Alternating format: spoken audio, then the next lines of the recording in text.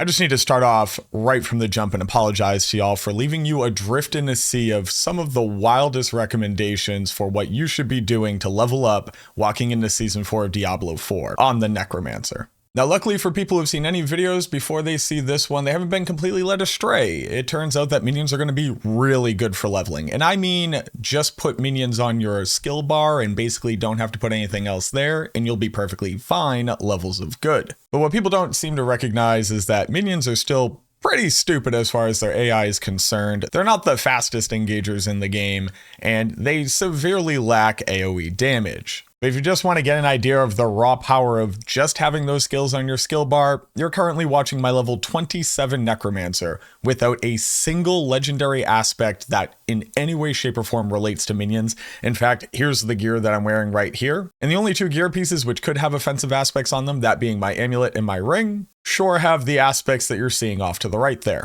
That's right, no Unyielding Commander, no Grasping Veins, no Shadow Blight with Blighted aspect, no Reanimation, no Frenzied Dead, no Occult to add on even more minions, and we just 360 no-scoped the Curator in a pretty decent amount of time, again, at level 27. No twinked gear, just random rares that I picked up while leveling through the Helltide before I came and did the Capstone this early. But this is just to give you a little bit of a taste of the raw power of this build before it's got any stats, any aspects, and it isn't even finished leveling yet.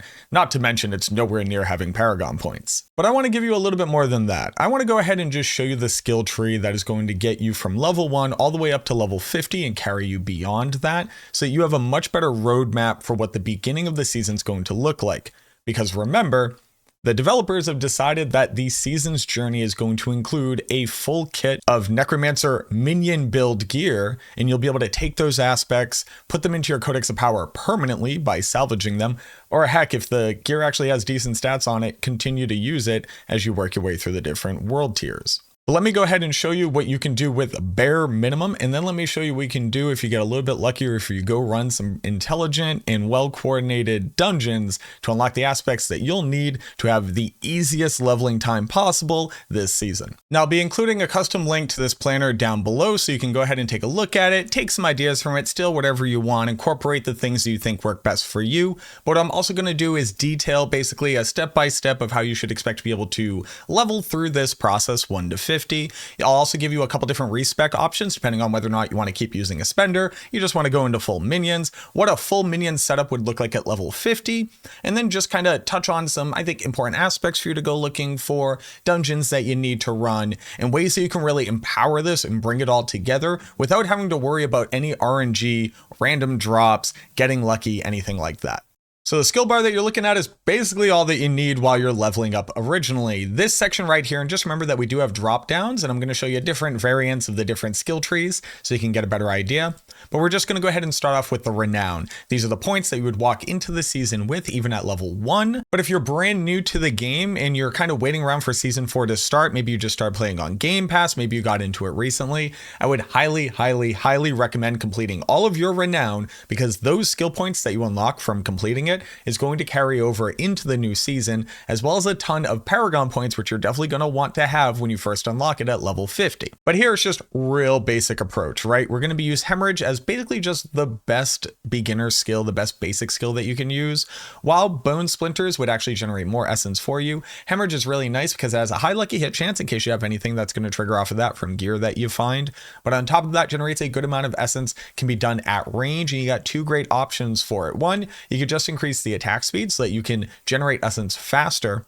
Or what you can actually do is go with Initiate's Hemorrhage. The real great part about this is that it's going to give you Fortify. And since we're going to be using Blood Surge and its automatic overpowers to pump out the majority of our damage here, being able to generate Fortify on demand with Hemorrhage with the chance of maxing out your Fortify will add a huge amount of additive damage to your overpowers whenever they happen. On top of that, Fortify now grants 15% total damage reduction. And since we can generally play from the back lines on this build the majority of the time, it's not that hard to actually keep up Fortify status on your character. So this thing kind of does it all in one. Generates essence, generates survivability, and generates damage output for you. Obviously, we want to be dumping fully into Blood Surge at this point, an amazing AoE damage tool. This is what all of the highest level racing to 100 builds on the Necromancer are going to rely on, especially in the early game. Blood Surge is just untouched as far as its clear potential in the early stages of progression, and that's because we have Paranormal Blood Surge here, meaning every 6 Blood Surge is going to add a huge overpower multiplier. 1.5 damage multiplier right off the rip, a huge amount of additive damage just for having any maximum life on your gear, as well as getting that fortify from hemorrhage, means that you're able to output a ton of damage basically on demand. Once you're moving on from this point, you're basically going to fill out the rest of your skill bar with really good options. Obviously, we are going to have Raised Skeleton on the bar as well. Just to start off, you don't really have a ton of options when you're at level 1. But you're going to start off with skirmishers. I always recommend going with the additional skirmisher here as opposed to the automatic crit skirmishers, because this requires that you crit, and you only crit 5% of the time. Even if you were to get lucky and find some crit chance on gear, or if you were to like go super hard and go get Grasping Veins aspect and put it onto an amulet, maybe even a two-hander, you're basically going to top out somewhere around 30% crit while Grasping Veins is up. And what that basically means is that you are effectively not actually benefiting from using this, as opposed to just getting another skirmisher here. It means that you've increased your skeleton warrior damage by 25% because you go from 4 of these bad boys up to 5. It's strictly better. We do eventually want to move on to using Reapers to either generate corpses, so we can use corpse tendrils and also raise skeleton as often as we want to give them a huge buff. Remember that raised skeleton is going to increase all of your minions damage for 8 seconds whenever you click it when you're at full minions. So that's going to increase your minions damage and also your golems damage, which is just phenomenal. But on top of that, give them a really good heal so that they can kind of stay alive in combat before you have good survivability stats. Reapers, though, can also reduce your cooldown, which will be important later once we pick up Army of the Dead. So you kind of play with what you want to, whatever you feel works best. If your minions are dying sometimes, which they basically shouldn't do at this point, being able to have corpses on demand will go a long way to make sure that that is no longer an issue for you. Moving into the leveling section here, basically what we're assuming is that you're around level 25, and that's basically a really important part of what you saw in that video, because I was actually level 25 when I walked into the capstone to complete it. I leveled up twice while I was in there, so that's why you saw me at level 27, but for people who are looking to have a significantly easier time, I would recommend leveling past this point, but I just wanted to show you what I personally had available so you could replicate that same in-game effect if you want to be able to push that fast. So at this point, we're going to have to drop hemorrhage. The points are going to stay in there because there's no way to build past this point without them. But just keep in mind that you're not going to have that essence generation on demand there. You're going to be able to pick it up from either your cold mages or from consuming corpses with Grim Harvest. So do not worry about it. On top of the fact that we're going to pick up a phenomenal mana battery in the form of Iron Maiden. But let's go ahead and look at the skill tree here. Maxed out Blood Surge for its maximum damage. You'll notice I am using Blighted Corpse Explosion just to be able to eke out basically as much damage as possible per corpse that gets left on the field, especially if you're using Reapers to generate corpses. This is a really nice way of being able to generate continuous DPS output versus a boss if you would like to. Also, consuming corpses in this way is going to generate you essence so you can cast Blood Surge more often, and you'll be able to trigger Fuel by Death. Now, will you be able to do that with Raised Skeleton? Absolutely, no question. And there's basically a difference between, do I want to use Corpse Explosion on my bar, or do I want to toss a Golem onto my bar? You play the way that you want to. I'll also show you what it looks like when you do put the Golem on your bar as opposed to Corpse Explosion, but that's why we have it here right now, just in case you want to continue to really max out as much overpower damage from Blood Surge as possible. You're going to need some type of engine to generate essence.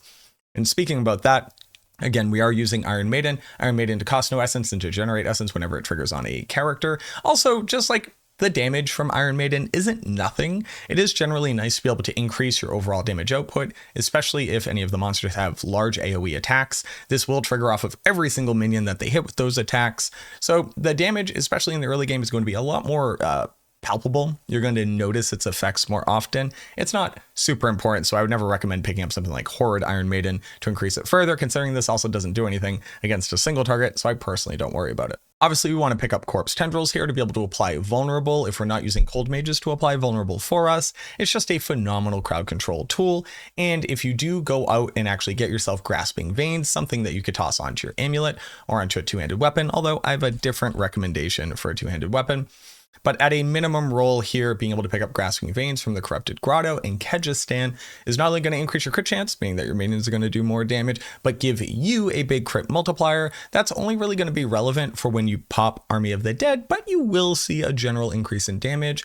Most notably, especially on a pure minion build this early in the game, since the multiplier doesn't work for them, I don't really think that Grasping Veins is necessarily like hugely important, or at least not as important as it would be if that multiplier actually worked for them. Then coming down into the last section of skills, again, keep in mind, these 3 points in Golem Mastery assume that you have dropped Corpse Explosion at some point to be able to put a Golem onto your bar, and I would recommend doing that. We're obviously going to be picking up Army of the Dead to be able to generate a ton of corpses, and then also to empower an incredibly valuable aspect, which I did not have again, and I know I already showed you, but I did not have this aspect equipped in that video where I showed you killing the Capstone boss at 27.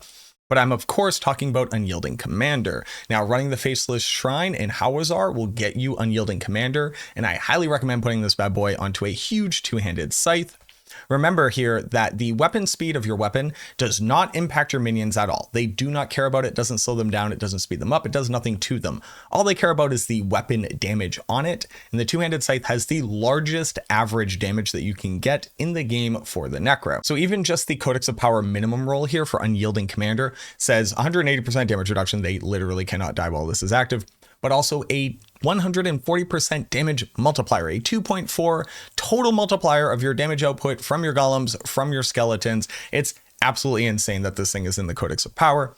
On top of that, the life on kill is actually inherited by your minions as well. So they're basically going to completely like self-regulate their own life. You basically don't have to worry about it at this point. And also just generally helps to keep you topped off as opposed to burning through potions as you're making your way through content or farming over extended periods of time. The other great part about the two-handed scythe is that any two-handed weapon is obviously going to be able to get really large rolls on any of its affixes. And when you do eventually move into tempering, tempers also get a 100% increase bonus when put onto a two-handed weapon, so do not sleep on using a big old two-handed scythe walking into Season 4. Now what I have for you are 2 different respec paths that you could take. It's respecking while including Surge as well, or respecking and going all in on minions. What this is really going to do is reallocate some of your skill points and change the key passive, because if you're using Blood Surge, you obviously want to be using Rathma's Vigor here to be able to increase how often you get to automatically overpower. Also, if you're using Rathma's Vigor, the blood orbs that you would get from Hemorrhage, if you're using Hemorrhage, and we'll touch on that in just a second,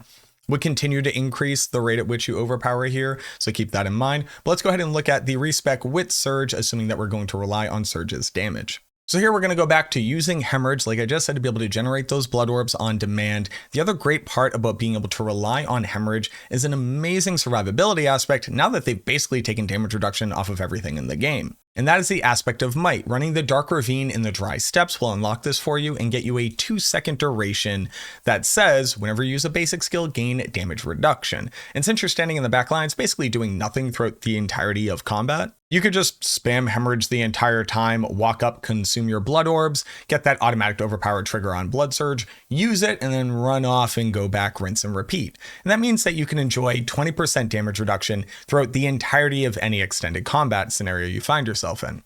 Fully investing into Blood Surge's damage, we're also going to be picking up Imperfectly Balanced at this point. We've dropped Corpse Explosion in its entirety. We're only going to be triggering Fueled by Death as well as Grim Harvest through Raised Skeleton procs, so basically just spam that whenever it's up. Ignore that weird editing that you just saw, but we are going to be maxing out Grim Harvest, and then we're going to have an additional point to kind of toss around here. So we're going to start investing into Death's Embrace. Getting any amount of damage reduction is going to feel really, really good, especially on a Blood Surge build, but it also just generally increases the amount of damage that your minion's going to do since they get 100% of your close enemies damage multiplier from having a point in this passive. Obviously, we're still going to be using Corpse Tendrils for everything that does. And then again, Army of the Dead. And then here, because we are using Surge, we're going to continue to use Rathma's Vigor. Going with a full minion approach, we're going to continue to be able to rely on using Hemorrhage, again, not only for that Fortify for some DR, the Blood Orbs for additional healing, and then triggering Might for additional DR, but it generally gives us something to do in combat and also has a really high lucky hit chance because we are going to swap over to using Decrepify, which is going to start to feel really powerful on the build.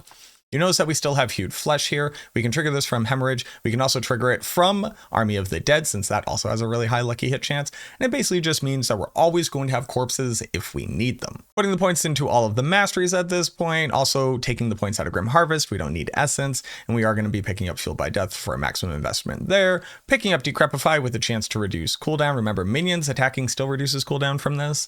We can trigger it from Army of the Dead. We can trigger it from Hemorrhage, and heck, we can even trigger it from Corpse Tendrils since that cooldown should be reduced fairly often. We are going to start putting some points into amplified damage because that'll work for us and for our minions. Still picking up Corpse Tendrils, still picking up everything down here, but we are swapping over to Kalan's Edict. While attack power on your minions is obviously very powerful, it's basically just like a total multiplier of all of your damage output. The interesting part about this is that you're really not going to start seeing dividends paid out on just how valuable this is until you're in the Paragon system. You can pick up the Cult Leader Legendary node. That's going to scale your minions' damage along with their attack speed. So every 20% attack speed that you get, you're going to get a 30% damage boost on them. So that's obviously huge. So this will just basically continue to gain value as you progress through, and you're basically going to see it spike in stages once you actually unlock the Paragon system. Last but not least, let's just go ahead and look at what a level 50 character with all of your renown points is going to look like as a full investment as a minion build, so you can get a better idea of kind of what to build for, what to expect, and what you're going to be able to rely on as far as the build's ability to output damage is concerned. Nothing too crazy. Starting off at the top, still using Hemorrhage, Hued Flesh, Fueled by Death, all of the masteries. We are picking up Spiked Armor. Now remember this, once you are getting into late game, you need to hit armor cap. And what's armor cap nowadays? It's 9,230 armor. That's the only number you ever need to hit. It's going to be super duper easy. It basically means on max item 925 gear, which already nets you about 5,400 armor. You only need to add on another 4,000. Spiked armor is going to help you get there. The 15% additional armor here works as a total armor roll, meaning a multiplier. So not only you're going to gain that Thorns damage, which is going to generally increase the damage output of your minions, especially as your skeleton mages and even your skeleton warriors are going to start falling off damage wise. And the only thing that's really going to matter is your golem. The thing here is that every single time that they get hit, that Thorns damage will go out. It'll just generally help to pepper in some additional damage. But the total armor roll here basically means that you need one less armor roll on your gear in the end game. So this is just a nice way to be able to patch up your armor on the fly whenever you need to, so you can rely less on your gear for that survivability. We are going to be doing the full investment in Death's Embrace, the full investment into Amplify Damage, and we even have additional points to be able to toss into Death's Approach. You're probably not at the movement speed cap yet, but you absolutely want to get 100% total bonus movement speed across your boots. Any aspect that you put on your boots, maybe a roll on your amulet, and then things like Death's Approach right here. Moving at 200% movement cap is the only thing that Necromancer can do to be mobile, so I highly recommend building into it whenever possible. And then here's just a quick thing that I want to break down. Decrepify with maximum ranks in it. Now, why would you ever do this, right? Let's just look at a rank 1 Decrepify and kind of what you're offered here. It's not going to change the lucky hit chance. It's not going to do anything like that. But what it does do is it gives you 20% damage reduction for monsters before it hits any damage reduction on you. So this means that you're just taking 80% of the monster's damage as opposed to 100% of it before it hits your defenses. On top of that, it's going to slow them down by 40%, meaning that they're still moving at 60% or greater than 50% of their total ability to run at you and swing at you. By putting in the 4 additional points here, you're going to notice you go from 20% damage reduction to 23.8. Now, that doesn't seem really big, right? That's basically the same number. But remember, when you're dealing with damage reduction here, it's not just I've decreased how much damage I'm taking by 3.8%. Because 3.8% of the remaining 80% is actually representative of 4.75% damage reduction. So if I were to tell you 5 skill points into Decrepify would reduce the total amount of damage that you're taking by close to another 5%, that starts to sound a lot better, right? On top of that, the slow is now going to bump up to 51.1, meaning that monsters are going to be moving at 48.9% of their movement speed and their attack speed. So you went from having a monster moving at 60% of their total capacity to working at less than 50% of their total capacity. So there, in that regard, right, if I were to do the math out, it's 11 point this. It is roughly equivalent to about a 17% reduction in monsters' killability on you. You know, check my napkin math for you. Let me know down in the comments if I was even close. I was trying to do it in my head. But what it basically represents is a huge amount of additional survivability. So don't sleep on putting more ranks into Decrepify, as well as getting ranks to Decrepify on your helmet piece. Protect your dome, protect your minions. You go home and you get all the winions. Moving on, we're going to be putting our last dump point into Corpse Tendrils, so 2 ranks here is just going to reduce that cooldown. On top of the Decrepify being able to reduce cooldowns even further, just means that you should be able to reliably have this up a lot of the time as a vulnerability source. Now, that being said, you can always use your cold mages as either an essence generator, which you shouldn't need at this point, obviously, but as a vulnerable damage applicator. On top of that, cold minions just apply stagger since they chill monsters whenever they attack. So not only can they just freeze regular monsters, but they'll stagger bosses super fast. And that is obviously just a great way of being able to vastly increase your damage. since a staggered boss is considered to have every single crowd control effect on them simultaneously. So anything that says increased damage to crowd control targets, like the control glyph later on in your Paragon boards, is something that will drastically increase your kill speed once you kind of hit that sweet pocket where they're staggered. So don't sleep on using cold mages. I know everybody is going to be wanting to use like shadow mages for increasing your damage or them attacking more often. That is significantly stronger if you're using blighted. And I'm not saying that you shouldn't use blighted, considering the fact that blighted is also available from Akan's Grasp and Hawazar. You will have to complete a stronghold before you can unlock that one. The mages will generally trigger this like once every, I don't know, like 10 to 15 seconds. But on a boss, they'll be able to trigger it fairly quickly since it's a single target taking all of the Shadow Blight hits. So don't sleep on using this as well. And using Shadow Mages in that regard obviously makes a lot more sense. But if you're not using them, definitely use Cold Mages. Never use Bone Mages. Hell, don't even use Bone Mages on Bone Spear. Anybody trying to sell you on Bone Mage's Bone Spear didn't really test it out in the PTR because it was just generally trash. It wasn't good. I'm sorry. I wish it was, but like the fact that they still like off themselves, which was kind of like thematically cool before, just means that they're really bad at maintaining DPS now. That's a whole other video of some of the complaints I have about the decisions that the devs have made. But that's not what you're here for. Filling out the rest of your skill tree here, we are going to be picking up Necrotic Carapace. This will trigger from you generating corpses from hewed flesh nowadays because they finally fixed that. It's wild that that was a bug.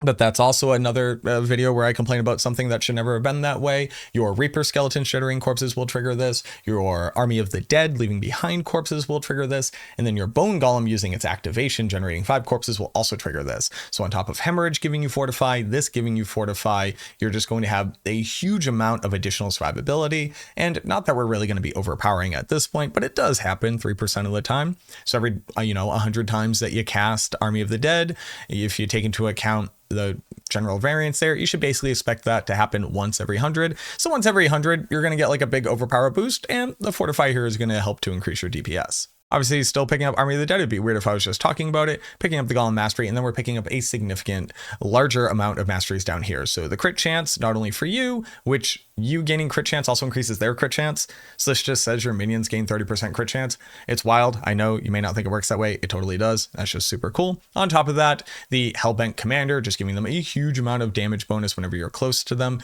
Remember that you basically can't be next to your mages and your golem and your warriors unless you kind of smush them all up and run close to get the mages closer. Look for the blue glowing indicator around their hands to see who is and is not empowered by Hellbent Commander at any given time.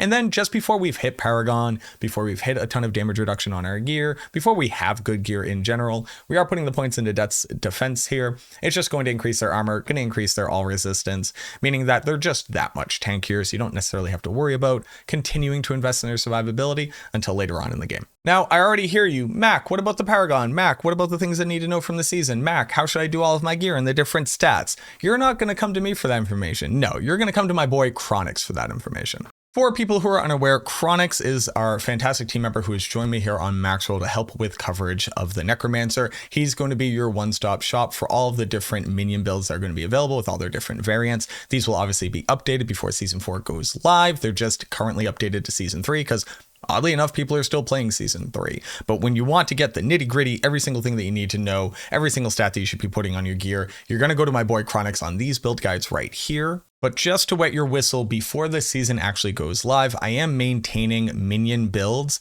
down here in my Discord. It's in the description and the link below. I keep them all in the build guides channel right here. And these are all my theory crafts. As they make their way into the official builds on Maxroll, that's when we'll be updating the links down here. So don't fret. They're not going to go anywhere. They're not going to get lost. But if you want to go ahead and take a look at the endgame build guides that I've come up with for these builds, you can check them all out here. Shameless self-plug, always be self-plugging. But on top of that, just remember, Chronix will have every single thing that you need to know based off of whatever version of the minions that you're trying to play, as long as it's a good version of minions, because we don't make bad build guides, we only make good build guides here. But there you go. Like I said, I'll include a link to this build planner, just kind of the skill tree. So again, you can kind of start to wrap your head around it. You can steal whatever you want. Thank you so much for watching this video. If you haven't already, subscribed to the channel, because I'm going to be bringing you just every single thing that you need to know to be able to blast through Season 4 on the Necromancer. If you're not subscribed right now, you're going to miss out on that. And it turns out, I think more than 50% of the people who end up watching my stuff don't even know that they're not subscribed because I just keep showing up in their algorithm. So go check that button, throw a link on the video as well, and then go ahead and leave a comment down below. Let me know if you had any questions, concerns, ideas, build concepts, if you had more questions about what I showed here, if you just generally wanted kibitz and just kind of, I don't know, talk about like the Drake and Kendrick beef. That's just like absolutely the only thing that I've been paying attention to for the past week or so, because Kendrick is just an absolute monster. Shout outs to Kendrick. But other than that, thank you so much for watching this video. I truly hope that it helps you to enjoy the start of the season to the best of your ability. And as always, I look forward to seeing you in the next one.